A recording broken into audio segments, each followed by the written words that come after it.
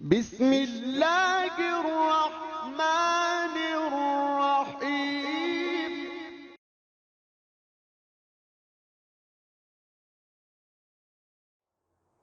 نحمدہ ونصلی علی رسولہ الکریم، اما بعد، فاعوذ باللہ من الشیطان الرجیم۔ میں ہوں ہربلسٹ پروفیسر ڈاکٹر اسحاق سلطان اور اپنے یوٹیوب چینل سے آپ کو خوش آمدید کہتا ہوں۔ آپ سے ایک ہمبل ریکویسٹ ہے کہ یہ ایک طبی چینل ہے، آپ اسے خود بھی سبسکرائب کیجئے اور دوستوں کو بھی شیئر کیجئے تاکہ یہ طبی معلومات بہت سارے لوگوں تک پہنچتی رہیں۔ آج ہمارا موضوع ہے پلورل افیوژن، پھیپھڑے کی جھلیوں میں پانی پڑ جانا۔ ہم اس میں دیکھتے ہیں کہ اس کی وجوہات کیا ہوتی ہیں، اس کی اقسام کیا ہوتی ہیں، اس کی تشخیص کیسے کی جاتی ہے اور طب کے اندر اس کا کامیاب علاج کیسے کیا جاتا ہے۔ اس سے پہلے کہ میں پلورل افیوژن کے اوپر بات کروں، میں چاہوں گا کہ پھیپھڑوں کے بارے میں آپ کو تھوڑی سی انٹروڈکشن دی جائے۔ ہم جو سانس لیتے ہیں وہ ونڈ پائپ کے ذریعے ہمارے پھیپھڑوں میں جاتا ہے، اور یہ ونڈ پائپ جو ہے اسے ہم ٹریکیا کہتے ہیں۔ جب یہ ٹریکیا پھیپھڑوں کے پاس پہنچتا ہے تو یہ دو حصوں میں ڈیوائیڈ ہو جاتا ہے، جسے ہم برونکائی کہتے ہیں، اور یہ برونکائی مزید چھوٹے چھوٹے پائپ کے اندر تقسیم ہو جاتا ہے، جسے ہم برونکیولز کہتے ہیں، اور ہر برونکیول کے آگے ایک غبارہ نما جو ہے ہوا کی تھیلی لگی ہوتی ہے، جسے ہم ایئر سیک یا ایلوولائی کہتے ہیں۔ اس ایئر سیک کے چاروں طرف جو ہے شریانوں کا ایک جال بچھا ہوتا ہے۔ ہم جو سانس اندر لیتے ہیں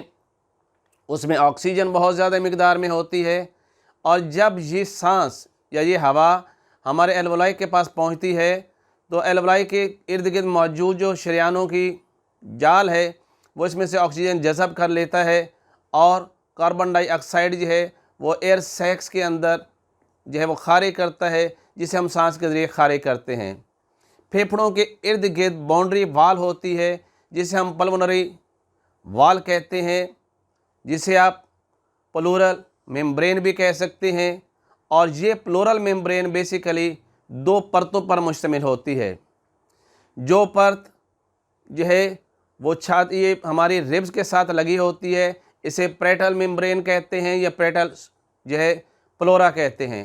اور جو اس ممبرین جو ہے وہ پھیپھڑوں کے ساتھ بالکل چپکی ہوتی ہے، یہ وسرل پلورا کہلاتی ہے۔ اب ان دونوں کے درمیان بہت ہی چھوٹی سی سپیس ہوتی ہے، جسے ہم پلورا سپیس کہتے ہیں، اور اس پلورا سپیس کے اندر ایک چمچ کے برابر جو ہے وہ فلوئڈ ہوتا ہے، جسے ہم پلورل فلوئڈ کہتے ہیں۔ جس وقت ہم سانس لیتے ہیں ہمارے پھیپھڑے پھیلتے ہیں، اور جس وقت ہم سانس باہر نکالتے ہیں تو ہمارے پھیپھڑے جو ہیں وہ سکڑ جاتے ہیں۔ اس پھیلنے اور سکڑنے کے عمل کے دوران پھیپھڑوں کو اللہ تعالیٰ نے فرکشن، رگڑ اور زخمی ہونے سے بچانے کے لیے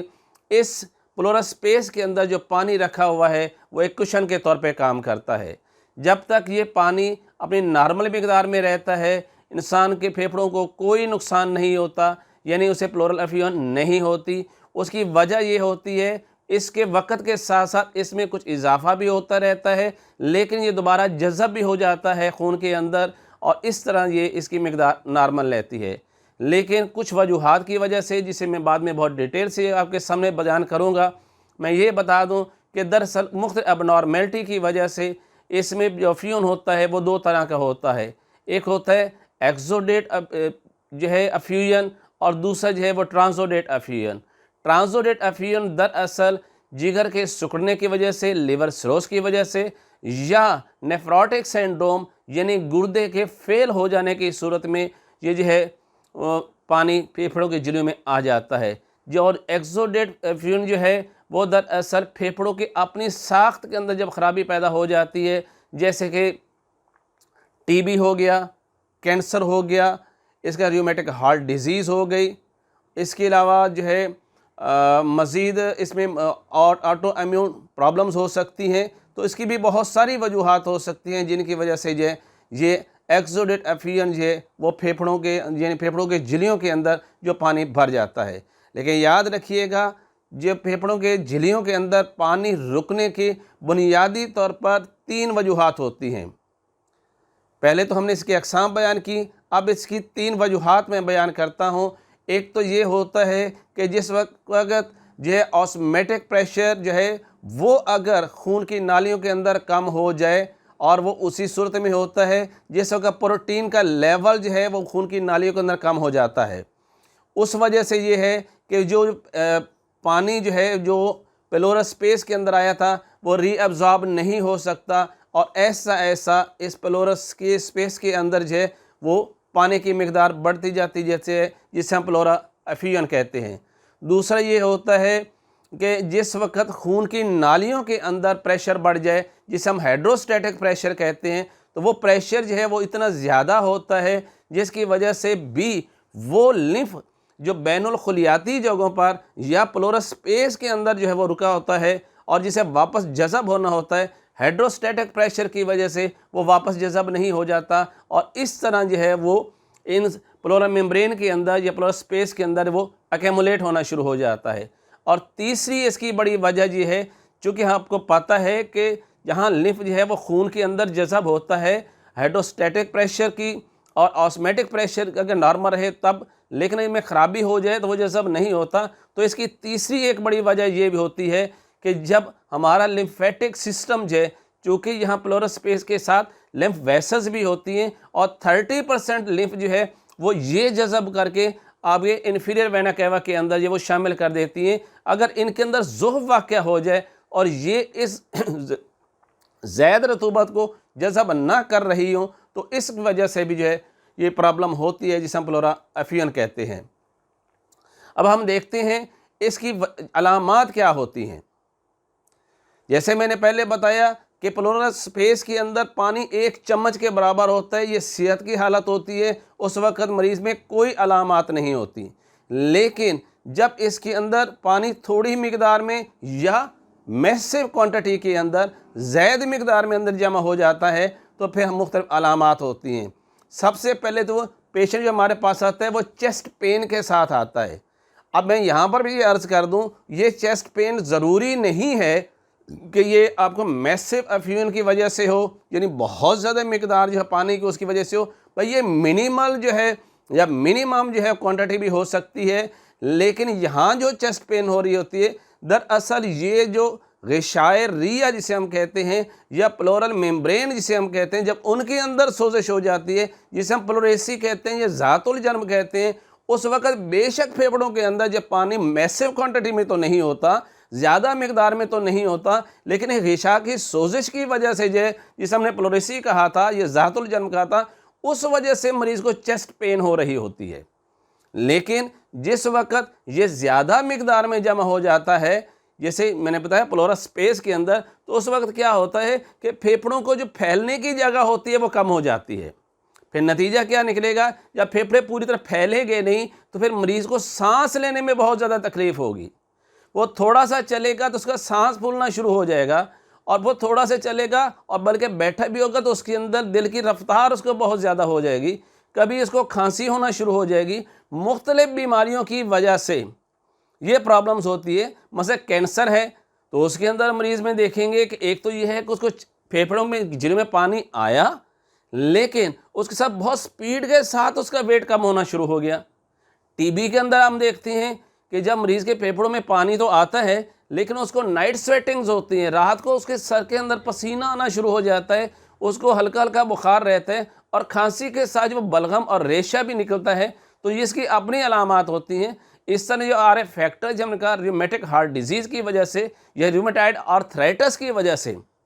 अब जिसे वजह गंठिया हम कहते हैं, उसकी वजह से भी चूँकि हमारा ऑटो इम्यून जो है वो डायरेक्ट अटैक कर देता है हमारे फेफड़ों के खुलियात के ऊपर, और इस तरह हमारे फेफड़ों के खुलियात में सोजिश वाक़या हो जाती है। उस सोजिश के नतीजे के तौर पर भी फेफड़े की झिल्लियों में पानी आ जाता है।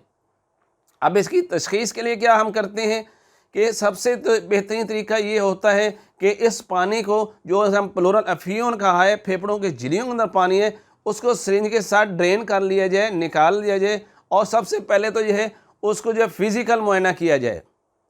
اب یہاں پر ایک طبیب صرف اس پانی کو دیکھ کر یہ بتا سکتا ہے کہ اصل مرض کیا ہے، کیونکہ ہماری جو تشخیص اور تجویز ایلوپیتھی سے بالکل مختلف ہے، لیکن ہم لیب ٹیسٹ سے اس کو مزید کنفرم بھی کریں گے۔ لیکن نظری معائنے سے ہم یہ دیکھتے ہیں کہ اگر وہ پانی سفید رنگ کا ہو تو یہ بلغم کی زیادتی کی وجہ سے ہوگا، یہ لمفیٹک سسٹم میں ضعف آنے کی وجہ سے ہوگا، جس کی وجہ سے لمفیٹک سسٹم جو ہے وہ ایکسٹرا جو لمف ہے اس کو جذب نہیں کر رہا تھا، تو یہ نظر مفرد اعضاء کے مطابق یہ اعصابی تحریک کا مرض ہوگا۔ اگر وہ پلورل افیون جو ہے اس کا کلر ریڈ ہوگا، اس میں خون شامل ہوگا، تو پھر یہ دراصل خلط سودا کی زیادتی ہوگی، یہ کینسر کی وجہ سے ہو سکتا ہے، یہ ٹی بی کی وجہ سے ہو سکتا ہے، اور اس کو ہم نظر مفرد اعضاء کے مطابق عضلاتی تحریک کا مرض کہیں گے۔ اور یہاں پر دراصل خون کی نالیوں کے اندر بھی چونکہ عضلات زیادہ ہوتے ہیں، اس میں بھی سوزش ہوتی ہے، تو یہ ہائیڈروسٹیٹک پریشر جو ہے اس کے زیادہ بڑھ جانے کی وجہ سے ہوگا۔ اگر اس پلورل افیون کا کلر جو ہے اس کے اندر میں پیپ نظر آ رہی ہے اور وہ پیلے رنگ کا ہے، تو یہ صفرا کی زیادتی کی وجہ سے ہوگا، یہ غدی عضلاتی تحریک کی وجہ سے ہوگا، اور یہ دراصل جو ہے آنکیٹک پریشر یا آسمیٹک پریشر جو ہے اس کی کمی کی وجہ سے ہوگا۔ کیونکہ ہمیں یہ پتہ ہے جب صفرا کی زیادتی ہو جاتی ہے تو اس وقت جہاں پہ جگر سکڑتا ہے اسی مرض کے اندر، اس وقت گردے بھی جو ہیں اس کے اندر بھی خرابی ہو جاتی ہے، اور وہ پیشاب کے راستے جو پروٹین خارج کرنا شروع کر دیتے ہیں۔ اس طرح خون کے اندر پروٹین کی جب کمی واقع ہو جاتی ہے تو پروٹین کی کمی کی وجہ سے خون کی نالیوں کے اندر آسمیٹک پریشر کم ہو جاتا ہے، جس کی وجہ سے پلورل سپیس کے اندر وہ آیا ہوا پانی جذب نہیں ہو سکتا۔ تو مطلب یہ ہوا کہ طب کی تشخیص اور نظر مفرد اعضاء کی تشخیص صرف ہم ظاہری معائنے سے بھی کریں گے تو ہمیں اس کی اصل وجہ کا پتہ چل جائے گا کہ یہ پلورل افیون ہوا کیوں تھا۔ آیا یہ اعصابی تحریک سے ہوا تھا، بلغم کی زیادتی سے ہوا تھا، آیا یہ مرض جو ہے وہ سودا کی زیادتی یا عضلاتی تحریک سے ہوا تھا، یا یہ غدی عضلاتی تحریک یا صفرا کی زیادتی سے ہوگا۔ تینوں چیزوں کو میں نے آپ کے سامنے بیان کر دیے۔ آپ صرف نظری معائنہ کرنے کے بعد آپ کو پتہ چل جائے گا یہ کس وجہ سے ہو رہا ہے، کیونکہ ہم نے علاج جو کرنا ہے وہ 100% کامیاب علاج ہم کرتے ہیں طب یونانی اور نظر مفرد اعضاء کے مطابق۔ جب یہ ہماری تشخیص نظری ہو گئی، اگر مزید بھی چاہیں تو ہم اس کا لیبارٹری ٹیسٹ بھی کروا سکتے ہیں۔ اسی پانی کو آپ لیبارٹری میں بھیجیے گا تو اس سے بھی آپ کو بہت ساری چیزیں مل جائیں گی۔ مثلا اگر اس پانی کے اندر جو ہے وہ پروٹین لیول جو ہے وہ 3 ملی گرام % سے کم ہوگا تو یہ آپ کو جو ہے جگر کی خرابی اور گردوں کی خرابی کی وجہ سے یہ یہاں پر پانی رکا ہوگا، اور اگر یہ پروٹین جو ہے وہ 3 mg% سے زیادہ ہوگا تو پھر یہ عضلاتی تحریک کی وجہ سے ہوگا، پھر یہ ٹی بی کی وجہ سے ہوگا، کینسر کی وجہ سے ہوگا، RA فیکٹر کی وجہ سے ہو سکتا ہے، جگر میں جو ہے پھیپھڑوں میں ٹروما کی وجہ سے ہو سکتا ہے، چوٹ آنے کی وجہ سے بھی ایسا ہو سکتا ہے، یہ بیکٹیریل انفیکشن کی وجہ سے ہو سکتا ہے۔ تو یہ چیز ہمیں بتائے گی کہ یہاں پر یہ مرض جو ہے وہ کیوں ہو رہا تھا۔ اب ہم جب اس کا مزید ہمیں یہ نظر آئے گا، اگر یہاں پر جو ہے پروٹین لیول جس میں بتایا وہ ہو گیا ہے، اب یہاں پر البیومن بڑھا ہوا ہے، یہاں پر اس کے علاوہ جو ہے وہ ٹرائیگلیسرائڈ بڑھے ہوئے ہیں، کولیسٹرول بڑھا ہوا ہے، اس کے اندر خون آ رہا ہے، اس کے اندر پس وغیرہ آ رہی ہے، اور اس کے علاوہ کینسر کے باقاعدہ تشخیص بہترین طریقہ سے ہم اسی وجہ سے لیبارٹری ٹیسٹ سے کر سکتے ہیں۔ اس کی کنفرمیشن کرنے کا سب سے بہترین جو ہے وہ طریقہ یہ ہے۔ اب اس کے آگے جو دوسرے ہم کرتے ہیں کہ وہ مریض کا جو چیسٹ ایکس رے لے لیتے ہیں۔ اگر تو مریض کا چیسٹ ایکس رے کا پانی بہت ہی کم مقدار میں ہو تو بھی وہ ہمیں نظر آ جاتا ہے، اور اگر اس کو مزید ہم نے دیکھنا ہو کہ یہ اس کا پی اے ویو ہم لیں گے، چیسٹ کا پی اے ویو لیں گے، پھر اس کے ساتھ ہم الٹرا سونوگرافی بھی کروا سکتے ہیں، اس سے بھی کنفرم ہو سکتا ہے کہ پھیپھڑے کے اندر جو ہے وہ پانی آیا ہوا ہے، اور اس کے لیے ویسے سی ٹی اسکین کروانے کی ضرورت تو نہیں ہوتی، اور اگر چیسٹ ایکس رے کروا لیا جائے، سی ٹی اسکین کروا لیا جائے، اس سے مزید کنفرمیشن ہو جائے گی کہ پھیپھڑے کے اندر پانی ہے اور کتنی مقدار میں ہے، تو اس سے بھی ہمیں پتہ چل جائے گا۔ تو یہ ہم نے دیکھا کہ اس کی وجوہات کیا تھیں، اس کی علامات کیا تھیں، اور اس کا تشخیص ہم نے کس انداز میں کی۔ تو آئیے دوستو پھر میں آپ کو بتاتا ہوں ہم اس کے لیے علاج کیا کریں گے۔ اگر تو مریض کے پھیپھڑوں میں پانی بہت کم مقدار میں ہے تو آپ ڈائریکٹ علاج ہی شروع کریں گے، اور اگر بڑا میسو کوانٹٹی کے اندر وہاں پانی موجود ہے تو پھر آپ کو پہلے وہاں سے نکلوانا پڑے گا پانی، کیونکہ پھیپھڑے پر دباؤ اتنا زیادہ پڑا ہوگا کہ پھیپھڑے پورے تک کام ہی نہیں کر رہے ہوں گے، اور ہمیں بہت لمبا ٹائم لگ جائے گا اس کو ریکور کرنے میں۔ اگر تو یہ ایک دفعہ ہم نے ڈرین کروا دیا اور اس کے بعد پھیپھڑے میں پانی نہیں آ رہا، ہمارا علاج بھی ہو رہا ہے، تو پھر تو ٹھیک ہے، لیکن اگر بار بار پانی پڑ رہا ہے تو پھر وہاں سے ایک ٹیوب لگا دی جاتی ہے جس سے جتنا ایکسٹرا پانی آ رہا ہے وہ وہاں سے خارج ہوتا چلا جائے گا۔ اب علاج کے بارے میں، جو طب کے بارے میں آپ سے بتایا کہ جب ہماری تشخیص مکمل ہو جائے گی تو اس کے علاج 100% ٹھیک ہو جائے گا۔ ہٹ اینڈ ٹرائل میتھڈ نہیں چلے گا یہاں پر، آپ تشخیص مکمل کریں۔ علاج میں آپ کو بتاتا ہوں، میرا یہ بتایا علاج آپ یوز کیجئے گا، انشاءاللہ یہ پھیپھڑوں کی جھلیوں میں آنے والا جو پانی جسے ہم استسقاء اور ریا کہتے ہیں، جسے ہم پلورل افیون کہتے ہیں، یہ 100% ٹھیک ہو جائے گا۔ اگر تو یہ اعصابی تحریک کی وجہ سے ہے، جیسے میں نے پہلے بتایا کہ اس وقت ہمارا لیمفیٹک سسٹم جو ہے وہ تسکین کی حالت میں چلا جاتا ہے، یعنی بلغم کی زیادتی کی وجہ سے ہمارا غدد جاذبہ کا نظام جو ہے وہ کمزور ہو جاتا ہے۔ اب اگر ہم نے جو چیز کمزور ہے اسی کو طاقت دے دیں گے، کیونکہ اسی کا کام تو یہی تھا نا کہ ایکسٹرا لمف کو جب وہاں سے جذب کرنا تھا، اب وہ جذب نہیں کر رہے، تو ہم اس کے لیے جو دوا دیتے ہیں، طب یونانی کا بڑا ہی مشہور نسخہ ہے اور ہمیشہ کامیاب رہا ہے، کبھی بھی مجھے اس میں ناکامی نہیں ہوئی۔ اس میں ہے کچھ فولاد، پوس ہرڑ، پوس بھیڑا، پوس آملہ، یہ چاروں چیزیں ایک ایک چٹانک، اور فلفل دراز، فلفل سیاہ اور سنڈ۔ فلفل دراز کو ہم کالی مرچ بھی کہتے ہیں، اور فلفل دراز کو مگا کہتے ہیں، اور سنڈ جو ہے وہ خشک ادرک ہے۔ یہ ساری تینوں چیزیں جو ہیں وہ ایک ایک تولہ ان کا فائن پاؤڈر کر کے ان کو مکس کیجئے گا، اور 500 ملی گرام کا کیپسول بڑے کے لیے، چھوٹا بچہ ہو تو اسے ایک رتی بھی دے سکتے ہیں، تو صبح دوپہر شام یہ دیجئے گا۔ انشاءاللہ اس سے غدد جاذبہ ایکٹیویٹ ہو جائیں گے، وہ لمف جو ہے اس کو جذب کرنا شروع کر دیں گے، اور ایسا ایسا پلورل افیون ختم ہو جائے گی۔ اگر یہ ٹی بی کی وجہ سے ہے، یہ کینسر کی وجہ سے ہے، یا کوئی آر ایف فیکٹر کی وجہ سے ہو رہا ہے، یہ میں سے کسی وجہ سے بھی ہو، تو پھر آپ کے پاس جو ہے وہ ایک بہترین نسخہ ہے جو ہمارا بارہا کا مجرب ہے۔ آپ اس میں یہ کریں گے کہ آپ سہاگا بریاں، ملٹھی، ریوند خطائی ہر ایک 7 تولہ، اور شیر مدار آگ کا دودھ تازہ لینا ہے 1 تولہ، ان کو اچھی طرح مکس کر کے رکھ لیجئے، اور 500 ملی گرام صبح دوپہر شام پانی کے ساتھ دیں، اور بچوں کو 1 رتی کی مقدار میں دے سکتے ہیں۔ تو اس طرح سے کینسر اور ٹی بی کی وجہ سے جو پھیپھڑوں کی جھلیوں میں پانی آیا تھا، ایسا ایسا وہ جذب ہونا شروع ہو جائے گا اور دوبارہ پیدا بھی نہیں ہوگا۔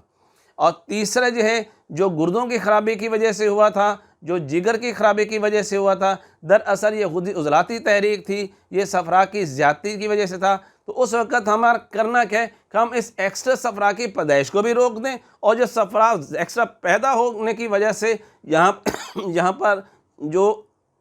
آسمیٹک پریشر کم ہو گیا تھا، پروٹین جو ہے وہ خون میں کم ہو گئی تھی، اس کو ہم اگر روک سکتے ہیں تو یقینی طور پر یہ مرض بھی ٹھیک ہو جائے گا۔ چونکہ غدی عضلاتی تحریک کے اندر اور صفرا کی زیادتی کی وجہ سے پروٹین جو ہے وہ پیشاب کے راستے خارج ہو رہی تھی، جس کی وجہ سے آسمیٹک پریشر کم ہو رہا تھا، اور اس کی وجہ سے وہ پھیپھڑوں کی جھلیوں میں آنے والا جو پانی ہے وہ واپس خون کے اندر نہیں شامل ہو رہا تھا۔ اس لیے ہمیں یہاں پر صفرا کے اخراج کا اگر نظام کر دیتے ہیں، صفرا کو خارج کرتے ہیں اور مزید پیدا نہیں ہونے دیتے، تو دوستو پھر یہ جگر اور گردوں کی خرابی سے پیدا ہونے والا جو پلورل افیون ہے وہ بالکل ٹھیک ہو جائے گا۔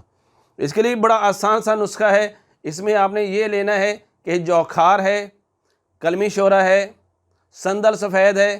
1 تولہ لے لیں، اور گل سرخ جو ہے وہ آپ 3 تولہ لے سکتے ہیں، یا آپ ان کو برابر وزن کے اندر بھی لے سکتے ہیں، اس میں کوئی فرق نہیں پڑتا۔ نسخہ میں نے آپ نے سامنے بتا دیا ہے، آپ اس کو دیکھیے گا اور اس ریشو سے بنا لیجئے۔ اور یہ بھی جیسے میں نے بتایا، بڑوں کو 500 ملی گرام کی مقدار میں دن میں 3 دفعہ، اور بچوں کو 1 رتی کی مقدار میں دیں گے۔ جس طرح کی ہم نظر اعضاء کے میرے دوست اس کو اچھی طرح سمجھتے ہیں، جس تحریک کی ہم دوا دیتے ہیں اسی تحریک کی ساتھ غذا بھی دینی ہوتی ہے۔ تو یہ پلورل افیون الحمدللہ بالکل ٹھیک ہو جائے گا اور دوبارہ یہ نہیں ہوگا۔ ایسا نہیں ہوتا کہ ایلوپیتھی کی طرح ہمیں ساری زندگی جو وہ پیشاب آور ادویات دینی پڑیں، ایسا نہیں ہوتا، کیونکہ ہم اصل مرض کا علاج کر رہے ہوتے ہیں، ہم اثر خلط کی زیادتی کا علاج کرتے ہیں اور یہ مرض مستقل طور پہ ٹھیک ہو جاتا ہے۔ Herbalist professor doctor Ishaq Sultan from Lahore, Pakistan.